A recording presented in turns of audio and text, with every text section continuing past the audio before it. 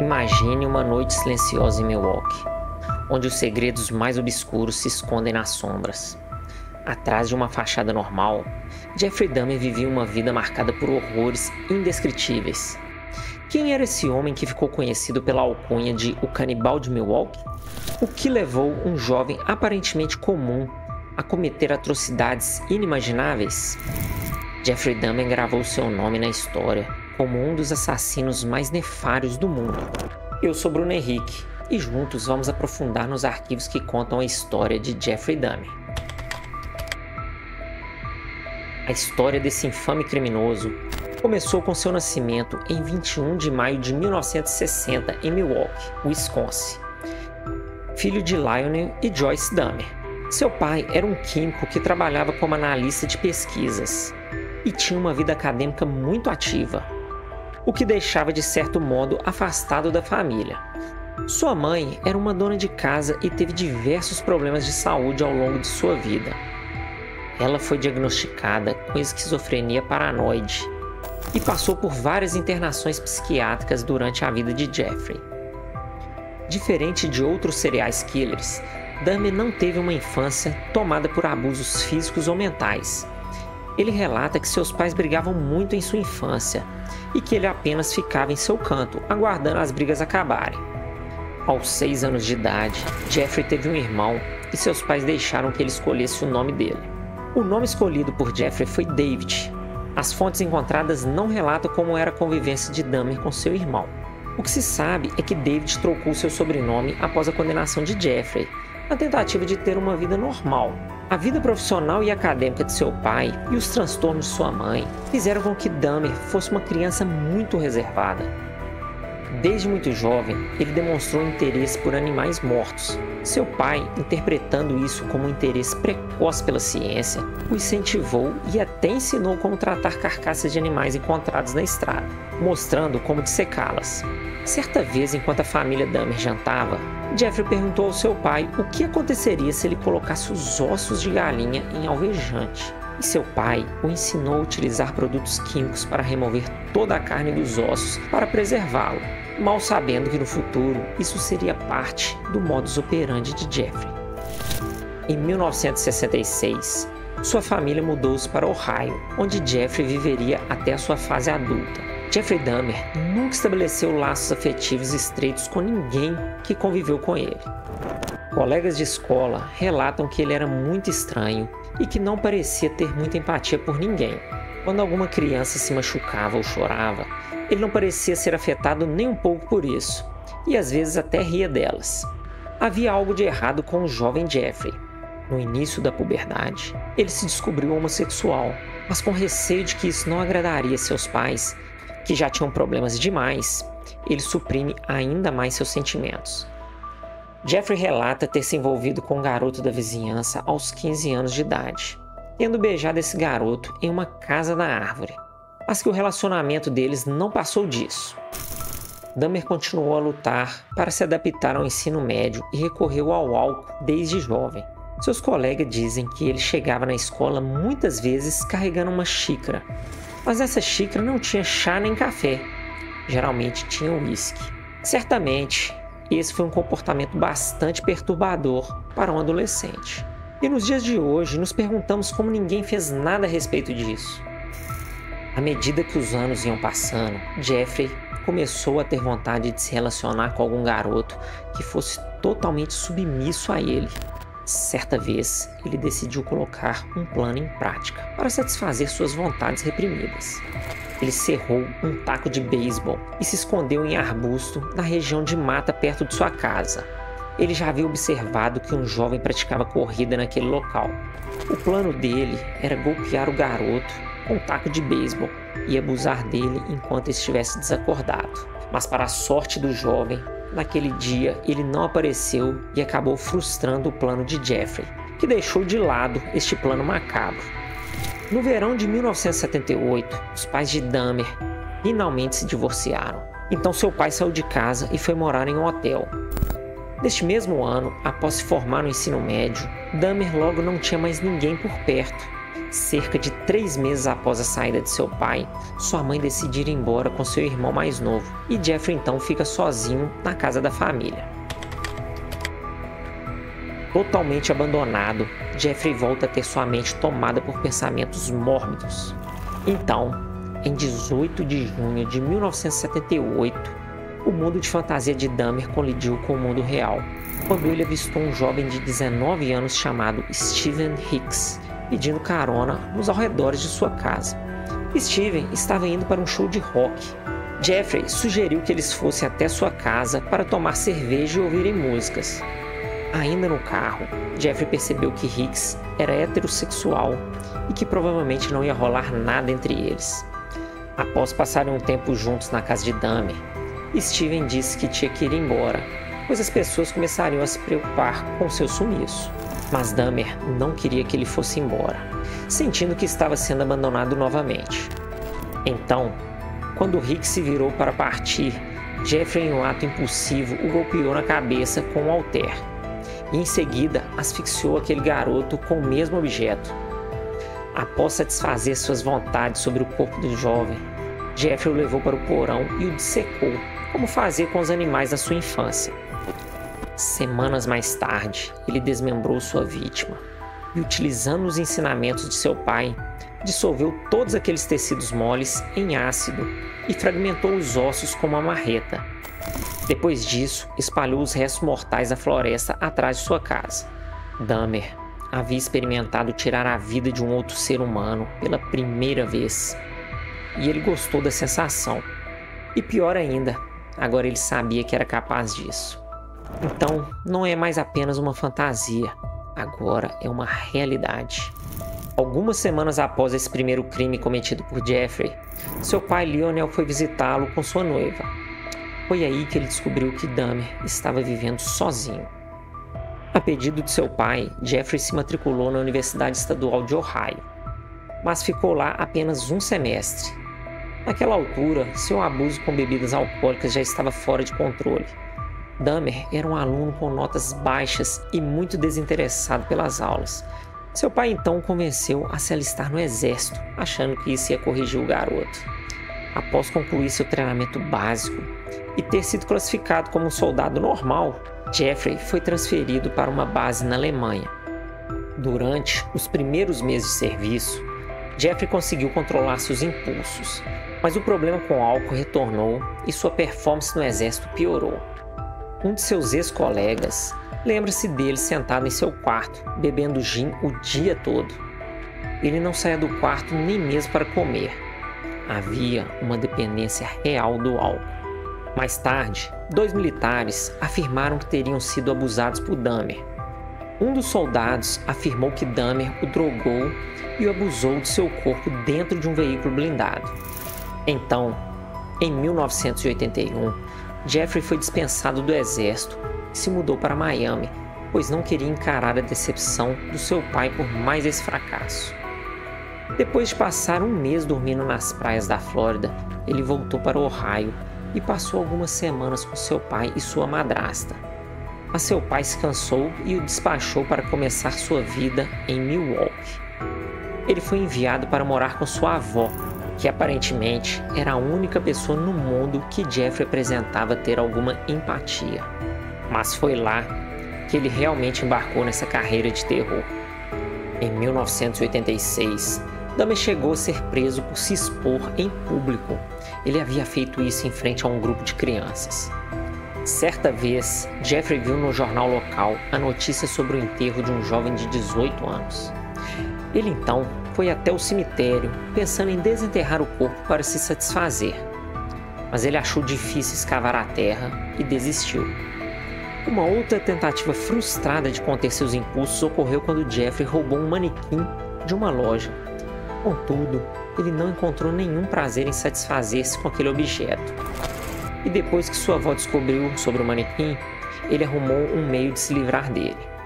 Jeffrey então arrumou um emprego em uma fábrica de chocolate, trabalhando no turno da noite. Nesta época, ele passou a frequentar saunas e bares gays. Foi essa exposição ao convívio noturno marginalizado da época que fez suas fantasias de dominação sexuais voltarem à tona. Nos encontros sexuais que tinha naquele ambiente, Jeffrey se queixava que seus parceiros se moviam demais. Ele afirmou que passou a ver os outros como objetos, não como pessoas. Dahmer encontrava-se com homens, colocava remédios para dormir em suas bebidas e depois abusava deles. Segundo ele, era fácil conseguir os remédios, pois como ele trabalhava no turno da noite, era fácil conseguir uma receita médica para tratar seus distúrbios de sono. Depois de algum tempo fazendo isso, Jeffrey foi descoberto e proibido de frequentar as saunas e os bares da região. Então, ele passou a levar os seus parceiros para hotéis, onde ele fazia a mesma coisa. Em novembro de 1987, 9 anos após seu encontro com Steven Hicks, Jeffrey Dahmer conheceu um rapaz de 25 anos em um bar e o convidou para passar a noite com ele em um hotel, onde ele colocaria o seu plano em prática novamente. Mas dessa vez, algo não saiu como ele planejou. Após se embriagar, Dahmer acordou com o rapaz embaixo dele na cama, já sem vida e com muitos ferimentos pelo corpo. Seus punhos também estavam machucados. Jeffrey não se lembrava de tê-lo matado, mas também nunca negou ter feito. Ele então comprou uma mala e levou o corpo daquele jovem para a casa de sua avó. Lá, ele fez todo aquele processo químico para se livrar do corpo, mantendo apenas o seu crânio, que passou por um processo com alvejante para ser preservado e utilizado para se satisfazer. Mas depois de algum tempo, o crânio se destruiu e foi descartado. Depois disso, ele não se segurou mais aos desejos sombrios e começou a levar diversos garotos para a casa de sua avó. Ele frequentava os bares de Milwaukee e iniciava conversa com as pessoas. Para escolher suas vítimas, ele sempre perguntava como era a relação delas com a família após descobrirem a sua orientação sexual. Se a resposta indicasse que a família não aceitava e que ele não tinha mais contato com as pessoas, essa se tornava a vítima perfeita, pois quase ninguém sentiria sua falta. Entre novembro de 1987 e março de 1988, Dahmer fez 3 vítimas. O mais novo, um garoto de 14 anos, a quem ele pagou para posar para ele tirar fotos. Dahmer fez 2 dessas vítimas na casa de sua avó onde ele morava. A avó dele, percebendo aquela movimentação estranha, com Dahmer levando diversos jovens para sua casa tarde da noite e sentindo um forte odor vindo do porão, que a cada dia que passava ficava mais insuportável, pediu para que Jeffrey arrumasse um outro lugar para morar. Então, em 25 de setembro de 1988, Dahmer mudou-se para o seu próprio apartamento, no subúrbio de Milwaukee. E lá, ele não esperou muito antes de atacar novamente. Já no dia seguinte de sua mudança, ele atraiu um menino de 13 anos de idade para sua casa, o drogou e abusou dele. Mas Dahmer bebeu demais e acabou ficando inconsciente. Então, esse garoto conseguiu fugir e foi até a polícia. Em janeiro de 89, ele foi condenado por agressão sexual, mas até o cumprimento da sentença, ele conseguiu fazer mais uma vítima. Já era a 5ª. Então, com 29 anos, Jeffrey cumpriu 10 meses de prisão. Mas quando ele foi libertado em março de 1990, ele continuou exatamente de onde parou.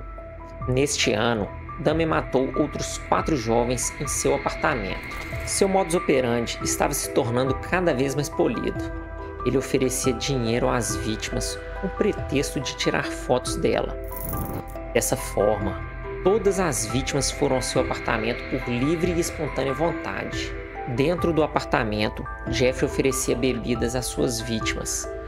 E essas bebidas servidas por ele eram batizadas com remédios sedativos, o que deixava suas vítimas desacordadas. E assim, ele satisfazia suas necessidades perversas com aquele corpo inerte. Quando suas vítimas estavam prestes a recobrar a consciência, ele os esganava.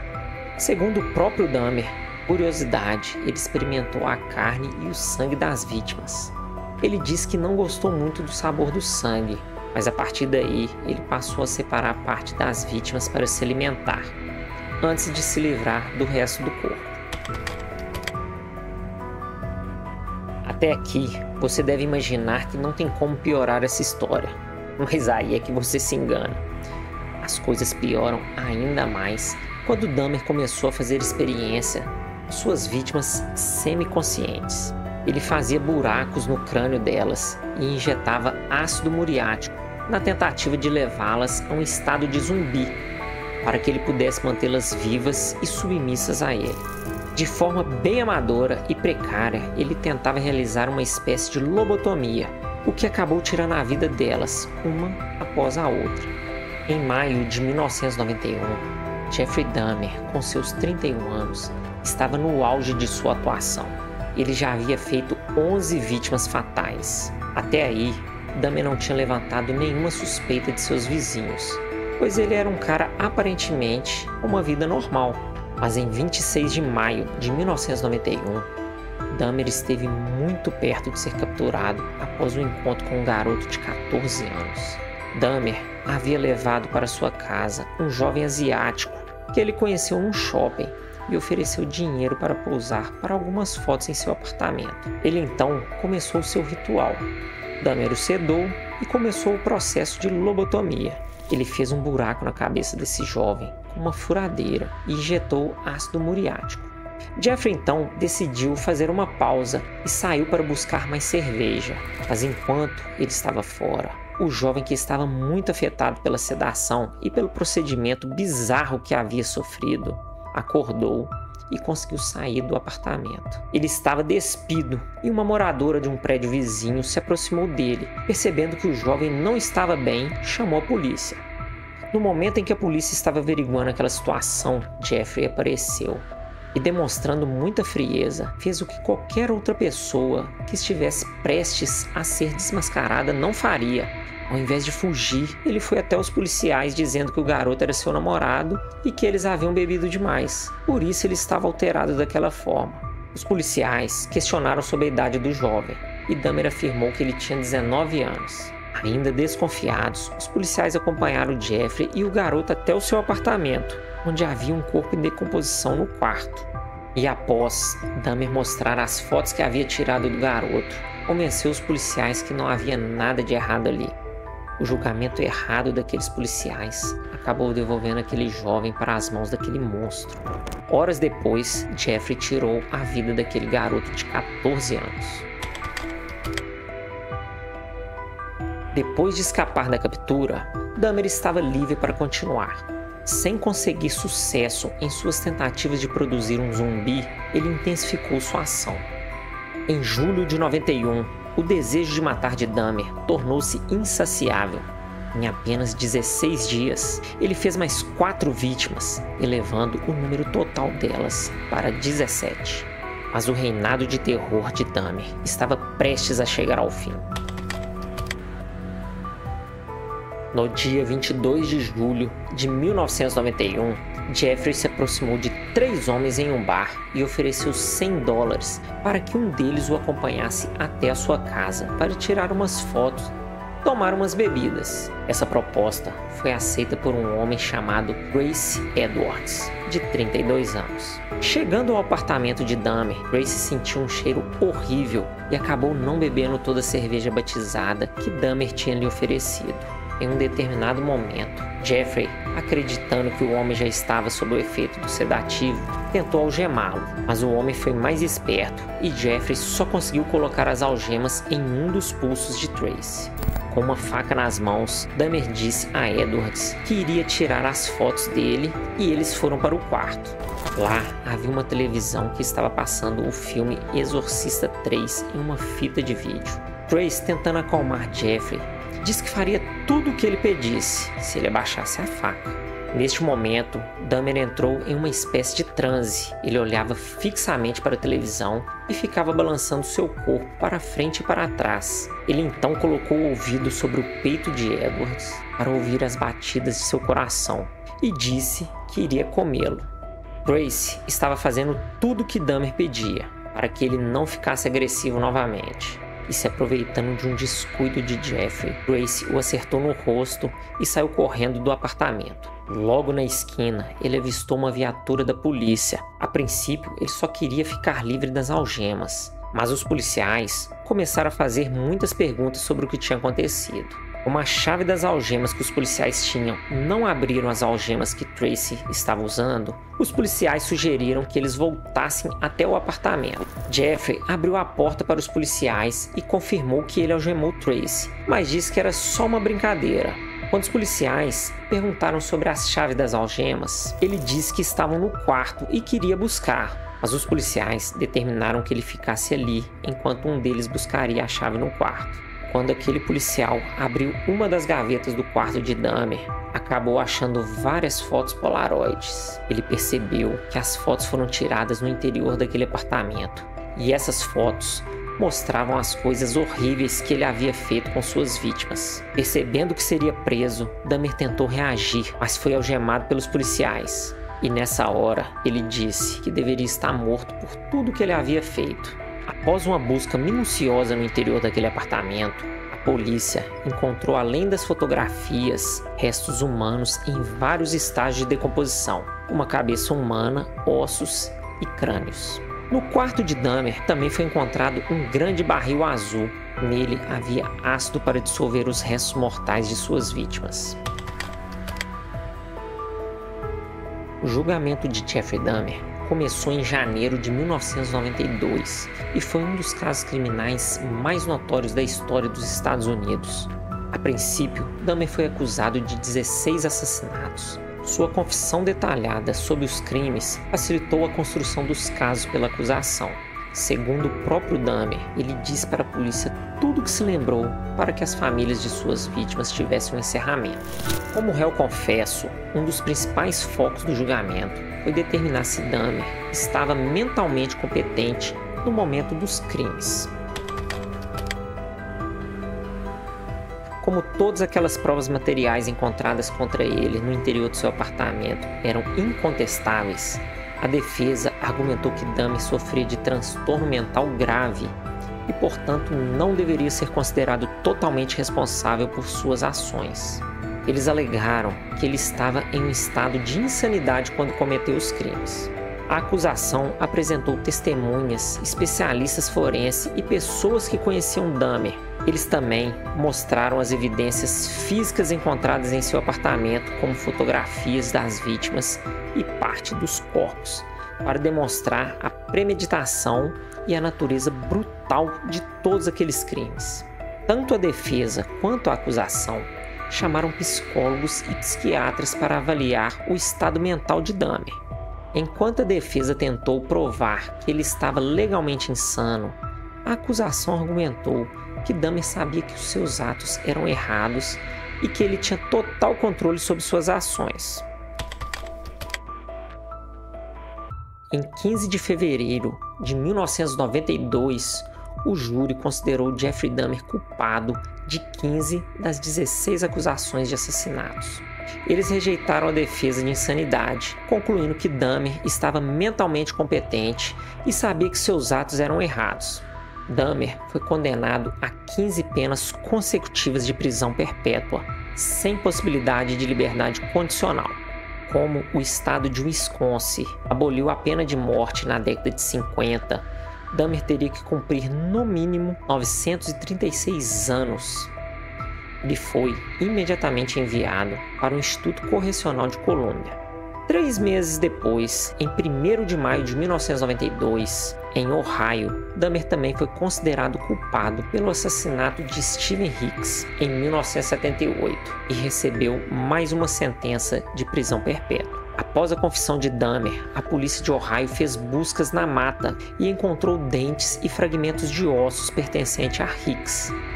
Trancado pelo resto da vida, Dahmer diz ter encontrado conforto na Bíblia e em 1994 ele decidiu ser batizado. A grande coincidência aqui é que seu batizado ocorreu no dia 10 de maio de 1994, o mesmo dia que o famoso serial killer John Wayne Gacy foi executado. A apenas 6 meses após seu batismo, em 28 de novembro de 1994, Dahmer e um outro presidiário chamado Jesse Anderson foram atacados e mortos por outro condenado, Christopher Scarver. Os 3 foram designados para fazer a limpeza da academia da prisão e foram deixados sem supervisão por 20 minutos, tempo suficiente para Scarver pegar uma barra da academia e atacar Jeffrey e Anderson. Jeffrey sucumbiu aos ferimentos 1 hora depois do ataque e Anderson faleceu 2 dias depois. Scarver disse aos guardas que Deus havia mandado ele fazer aquilo. O prédio que Jeffrey morava e que abrigava a macabra coleção de restos mortais de suas vítimas e onde 12 jovens perderam a vida, foi demolido em novembro de 1992. Obrigado por assistir a mais um episódio de Arquivos Criminais. Se você gostou do vídeo, não esqueça de deixar o seu like e compartilhar com os amigos que também são fascinados por histórias de crimes reais. Deixe seu comentário abaixo sobre o que achou do caso de hoje e sugestões de crimes que você gostaria de ver aqui no canal. Sua opinião é muito importante para nós. Nos vemos no próximo vídeo. Até lá, mantenha-se seguro e curioso. Tchau!